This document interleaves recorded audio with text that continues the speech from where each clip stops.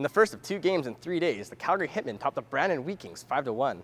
Chris Foucault led the way for Calgary, scoring 2 goals and 2 assists.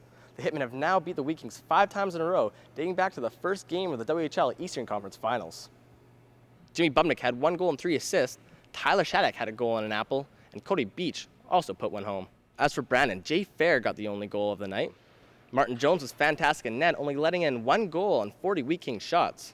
Jake Desairs made 25 of 30 saves, but managed to shut out Calgary in the final 2 periods. It's definitely good for confidence. I think coming into this game wasn't really expected. I got a couple lucky bounces really is all that happened, and my line mates were just out there in front of the net making it happen. Luckily they went in.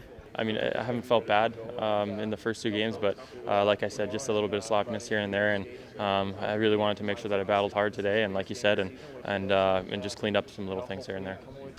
For the most part, I think most nights when you step back, there's some things you think you can improve on or do better, but we knew it was going to be an intense game, and we wanted to get a good start and get some confidence in our starts, and that was probably the biggest thing for us, and it turned out that, like I said, we were able to get some pucks, some pucks in and got some bounces, but we've kind of reset our focus now, and we'll prepare now for Friday.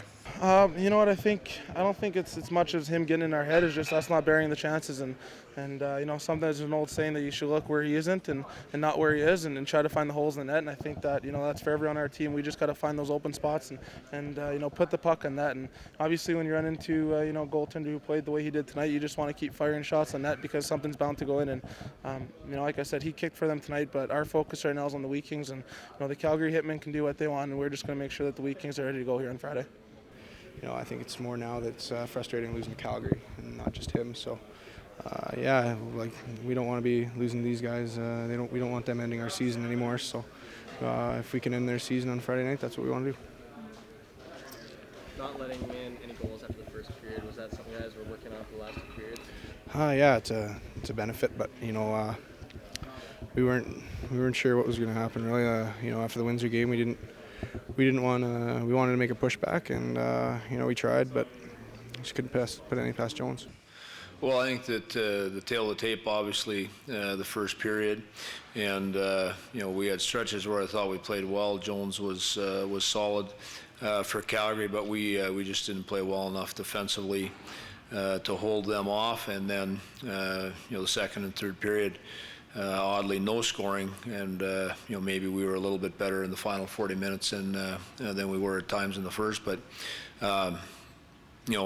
it's disappointing. We had the same goal Calgary did. I think a lot of people thought it was a meaningless game. I know that we didn't, and I'm sure Calgary felt the same way. So we're disappointed with the loss. Even though it doesn't impact what lies ahead, we came to win tonight and didn't. With Calgary winning tonight's contest, they have now clinched home advantage for Friday's semifinal. The Wheat-Kings will be the visiting team in their own barn as they look to put forth a better effort against their season rival. For Open Ice Hockey, I'm Nathan Deering at the MasterCard Memorial Cup in Brandon, Manitoba.